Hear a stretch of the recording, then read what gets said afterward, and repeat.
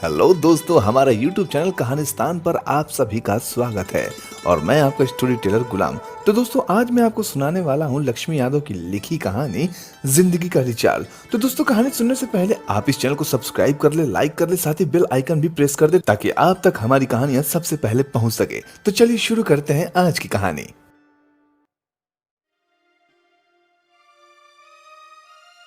ताश के पत्तों में मुंह छुपाए मेहरा जी आज सबकी बातों का जवाब केवल हाँ या ना में ही दे रहे हैं। आज दोस्त हैरान है कि हमेशा बकबक करने वाले मेहरा जी इतने शांत कैसे हो गए, लेकिन कोई कुछ पूछ नहीं पा रहा। सब बहाने से ही माजरा जानने की कोशिश में कभी मेहरा जी के ताश के पत्तों में ताक झांक कर ले रहे हैं, तो कभी कुछ खाने की फरमाइश मेहरा जी से कर रहे हैं।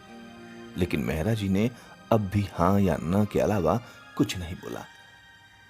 जब खामोशी हद से ज्यादा बढ़ गई तो दुबे जी ने मेहरा जी के हाथ से पत्ते छीनकर साइड में रख दिए। ये क्या? मेहरा जी तो रो रहे थे। उनकी आंखें तो यूं सूजी थी जैसे पिछले कई घंटों से रोते ही रहे हों। अब तो दुबे जी और गुप्ता जी और परेशान हो गए। हमेशा दूसरों को मोटिवेट करने और खुश रहने वाले मेहरा जी को अचानक ये क्या हो गया? अपनी भावुकता छिपाने के लिए मेहरा जी पार्क के पेड़ के पीछे जाकर अपनी नाक साफ करने लगे।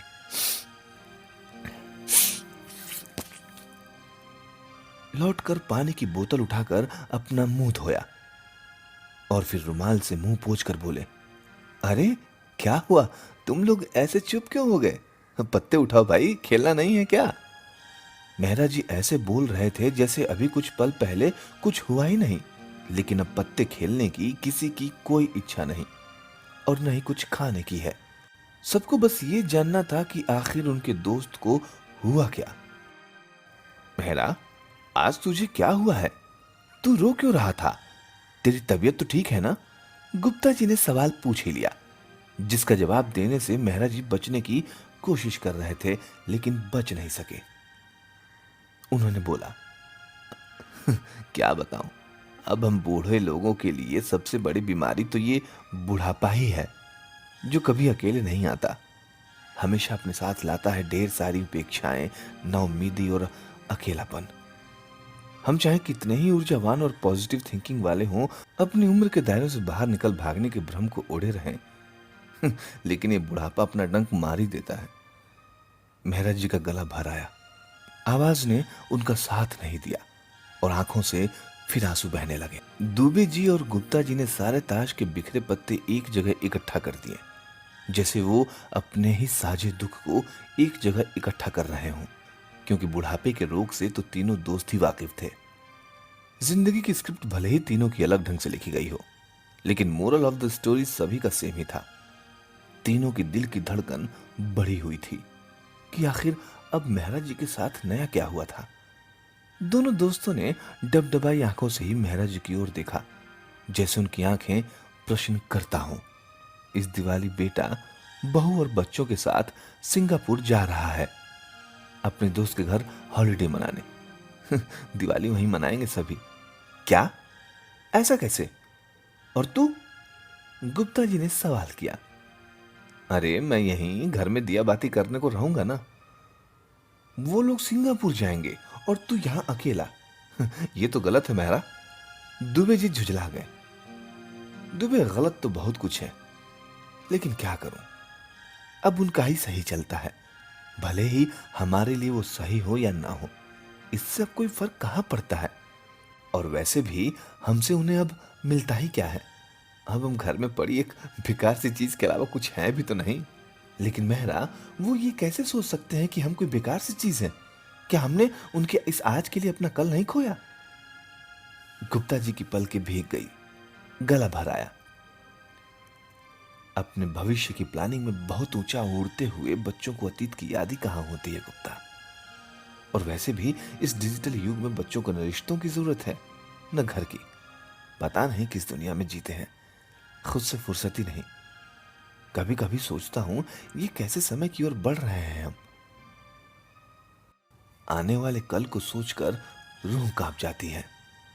सोचो कि कैसे होंगे वो बच्चे जिनके पास अपनी ही भावनाओं को समझने का वक्त नहीं होगा। कितना मशीनी हो जाएगा सब कुछ। मेहरा जी की बात सुनकर गुप्ता जी और दुबे जी सोच में डूब गए। सच कहता है तू दोस्त, हमारे जमाने में दिवाली का मतलब ही होता था परिवार के साथ वक्त बिताना, एक दूसरे को समझना, घर को एहसासों से सजाना, मन को आशाओं उम्मीदों से सजाना। और फिर घर तो रिश्तों से बनता है, लोगों से बनता है। ईंट पत्थर से मकान तो बन सकता है, लेकिन मकान को घर तो रिश्तों के बीच का प्यार ही बनाता है, जहां कोई भी दुख छोटा हो जाता है और कोई छोटा सा सुख भी बहुत बड़ा हो जाता है। लेकिन आजकल के ये बच्चे सब कहां समझते हैं। मेहरा जी इतना कहकर चुप हो गए। यूं तो गुप्ता जी और दुबे जी की हालत भी घरों में कोई अच्छी नहीं थी। दिवाली में भले ही उन दोनों को बेटे बहू का साथ मिल जाता है, लेकिन बेटा बहू अब उन्हें अपना अहम हिस्सा कहां मानते हैं। भेदभाव का एक अव्यक्त दौर तो घर में चलता ही रहता है, लेकिन बच्चों का मोह तो ऐसा है कि तीनों बुजुर्ग सब कुछ झेल कर भी घर में पड़े रहते हैं, ताकि अपने बच्चों को आखिरी दम तक देखते रह सकें और मरने के बाद उनके बच्चे उनकी अंतिम क्रिया कर जन्म चक्र से मुक्त कर दें। बस इतनी सी तो ख्वाहिश है, वरना पेंशन की रकम से तो वे तीनों कहीं भी अपना गुजारा तो कर ही सकते हैं। दुबे जी जैसे किसी गहरी सोच में डूबे थे। मेहरा जी ने उनके कंधे पर हाथ रखा। क्या हुआ दुबे, क्या सोचने लगे? सोच रहा हूं मेहरा कि बस मरने का इंतजार ही हमारी जिंदगी कैसे हो गया। क्या यही हमारी नियति है? नहीं दुबे, ये हमारी नियति नहीं हो सकती। हमने जिंदगी भर दूसरों को दिया ही है, तो अब किस आशा में हम अपने बच्चों पर निर्भर हो गए और उस नदी के किनारे हम अपनी प्यास लिए खड़े हैं जो पूरी तरह सूख चुकी है।